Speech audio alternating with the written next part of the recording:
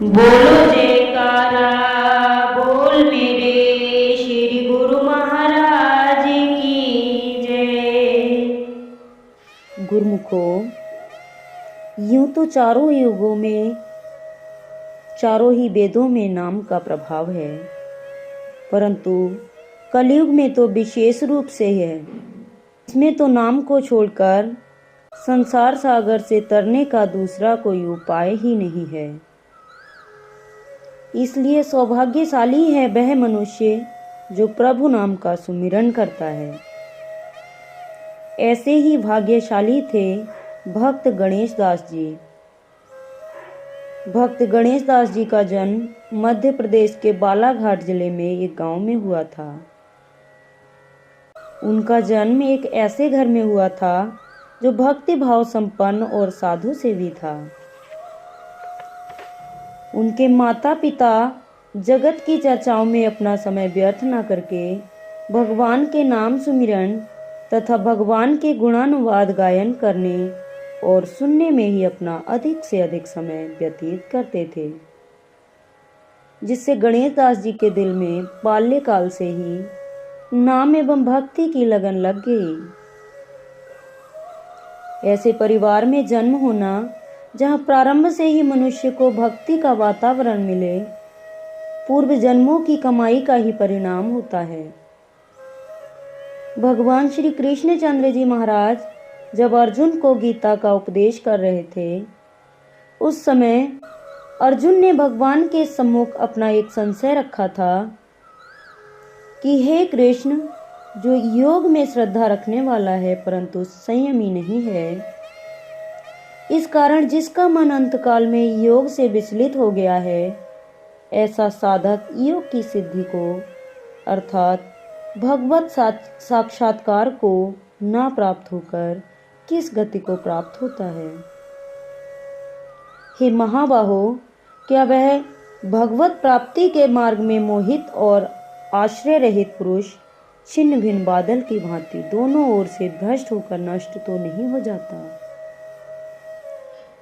हे कृष्ण, मेरे इस संशय को संपूर्ण रूप से छेदन करने के लिए आप ही योग्य हैं, क्योंकि आपके सिवा दूसरा इस संयम का छेदन करने वाला मिलना संभव नहीं है।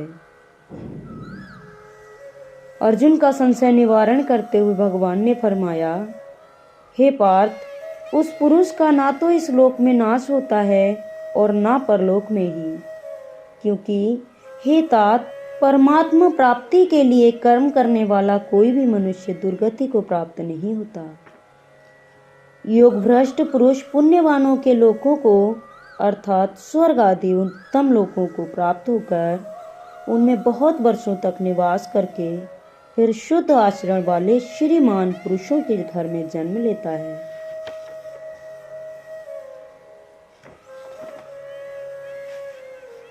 अथवा वैराग्यवान पुरुष उन लोकों में न जाकर ज्ञानवान योगियों के ही कुल में जन्म लेता है। किंतु इस प्रकार का जो ये जन्म है सो संसार में निसंदेह अत्यंत दुर्लभ है। वहां उस पहले शरीर में संग्रह किए हुए बुद्धि संयोग को अर्थात समबुद्धि रूप योग के संस्कारों को अनायास ही प्राप्त हो जाता है। और हे करुणानंदन, और उसके प्रभाव से वह फिर परमात्मा की प्राप्ति रूप सिद्धि के लिए पहले से भी बढ़कर प्रयत्न करता है। भक्त गणेश दास जी को भी अपने पूर्व संस्कारों के अनुरूप भक्ति की कमाई पूरी करने और जीवन के परम लक्ष्य को प्राप्त करने के लिए ऐसे ही भक्ति प्रेम के विमल विचारों से भरपूर घर में जन्म मिला। माता पिता साधु सेवी थे, अतः साधु महात्मा प्रायः उनके घर आते ही रहते थे, जिससे सत्संग और कथा कीर्तन की मंदाकिनी सदा ही उस घर में प्रवाहित होती रहती थी। इसके साथ साथ माता पिता जब प्रभु नाम का सुमिरन करते तो भक्त गणेश दास जी भी उनके साथ साथ प्रभु नाम का उच्चारण करने का प्रयत्न करते। माता उन्हें प्रोत्साहित करती और वे तुतलाते हुए प्रभु नाम का उच्चारण करते और नामोच्चारण करते हुए नाचने लगते। यह देखकर माता का हृदय गदगद हो जाता।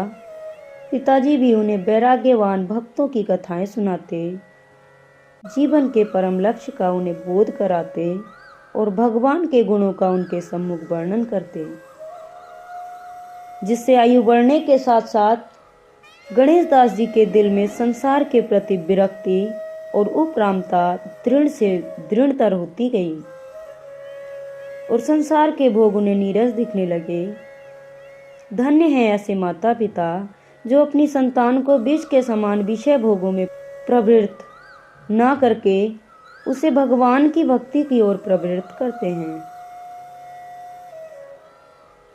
भक्त गणेश दास जी की आयु ज्यों-ज्यों बढ़ती गई, उनके अंदर नाम एवं भक्ति की लगन भी बढ़ती गई। अभी उन्होंने यौवनावस्था में पग रखा ही था कि पहले उनकी माता और फिर उनके पिता प्रभु को प्यारे हो गए। संसार में आम तौर पर देखा जाता है कि पिता अपनी संतान के लिए धन, जमीन, जायदाद आदि छोड़ जाता है, परंतु गणेश दास जी को पैतृक संपत्ति के रूप में मिला सच्चा और शाश्वत धन, प्रभु चरणों में प्रेम, प्रभु नाम की लगन और संसार के प्रति विरक्ति। माता पिता के परलोक गमन के उपरांत घर में रह गए अकेले भक्त गणेश दास जी। अब उनका यह नित्य प्रति का नियम बन गया कि वे प्रातः होते ही स्नान आदि से निवृत्त होकर निकट के वन में चले जाते और एकांत में प्रभु नाम का सुमिरन करते। यदि मन कुछ चलायमान होता तो उच्च स्तर से नामोच्चारण करते। कभी कभी नामोच्चारण करते हुए इतने मस्त हो जाते कि मस्ती में नाचने लग जाते।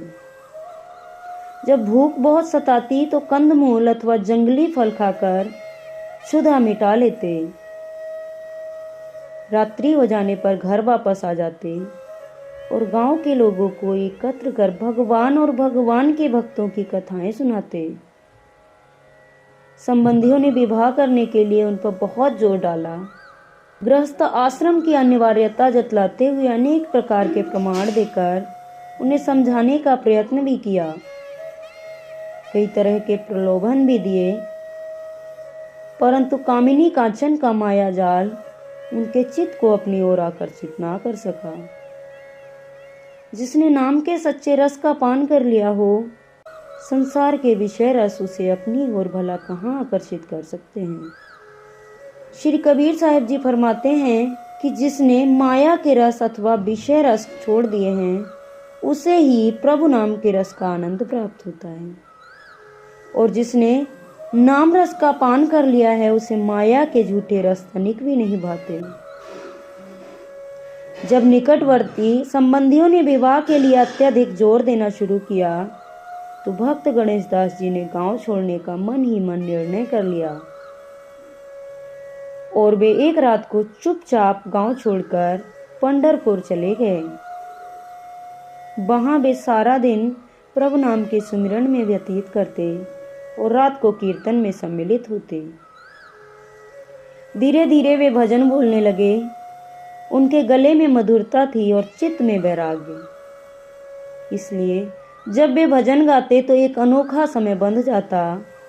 कीर्तन करते करते कभी कभी वे एकदम खड़े होते और नाचने लगते और प्रभु प्रेम में अपनी सुध बुध भूल जाते।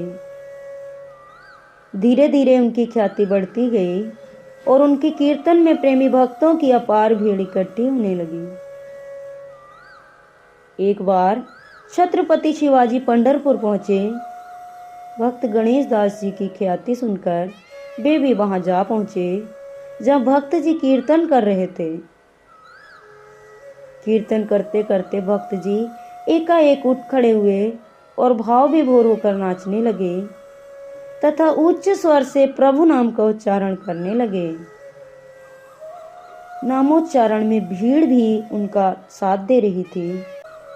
इसी तरह आधी रात बीत गई, परंतु गणेश दास जी अपनी मद सुध बुध खोए उसी प्रकार नामोच्चारण करते रहे।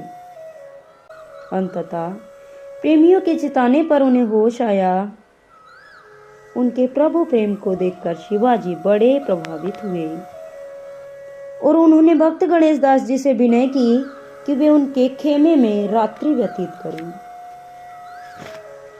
भक्त जी ने इनकार कर दिया। 2-3 बार विनय करने पर भी जब भक्त जी नहीं माने तो शिवाजी ने सिर से अपना मुकुट उतारा और उनके चरणों में रख दिया। यह देखकर भक्त जी ने उनका आग्रह स्वीकार कर लिया और उनके साथ चल पड़े। मार्ग में वे कंकड़ उठा उठाकर अपने अंगोछे में बांधने लगे। शिवाजी ने आश्चर्य से पूछा, ये कंकड़ आप क्यों उठा रहे हैं? इनका आप क्या करेंगे? भक्त गणेश दास जी ने उत्तर दिया, ये कंकड़ मुझे भगवान का स्मरण कराते रहेंगे।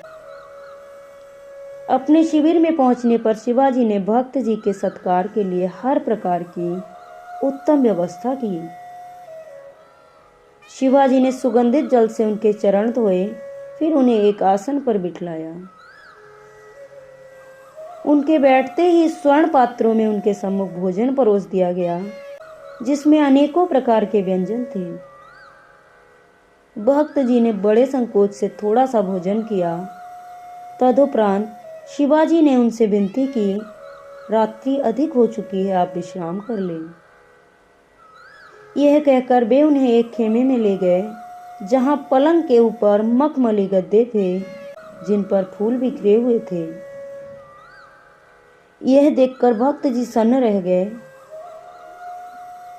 शिवाजी तो उन्हें छोड़कर बाहर आ गए, परंतु भक्त जी ने क्या किया कि वे कंकड़ बटोर कर वे अपने साथ ले आए थे, उन कंकड़ों को पलंग पर रखकर उन पर बैठ गए और रो रो कर भगवान के चरणों में प्रार्थना करने लगे कि हे प्रभु, आज आपने यह मुझे कहाँ फंसा दिया।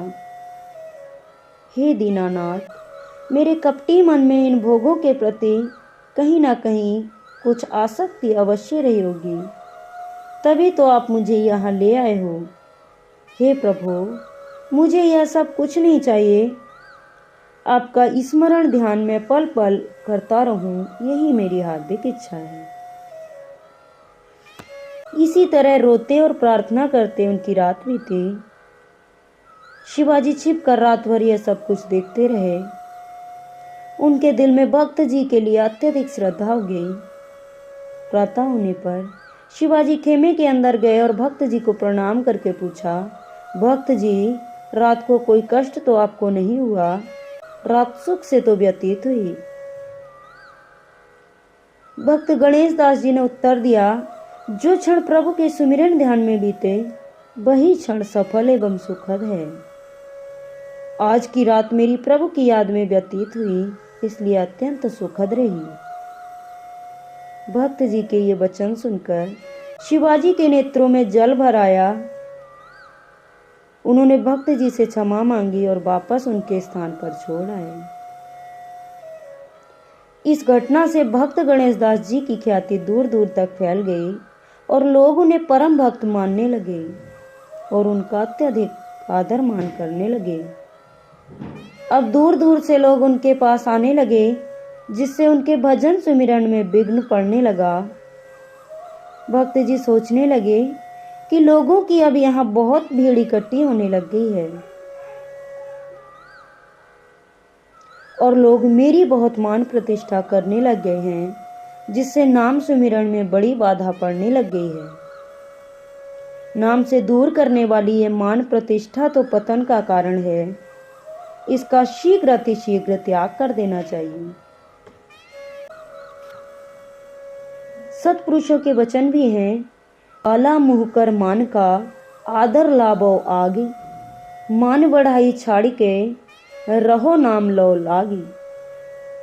मन में यह विचार करके भक्त जी एक दिन वन की ओर निकल गए और शेष जीवन एकांत में रहकर प्रभु नाम का सुमिरन करते हुए व्यतीत किया। इस प्रकार वे अपना जीवन सफल एवं सकारत कर गए।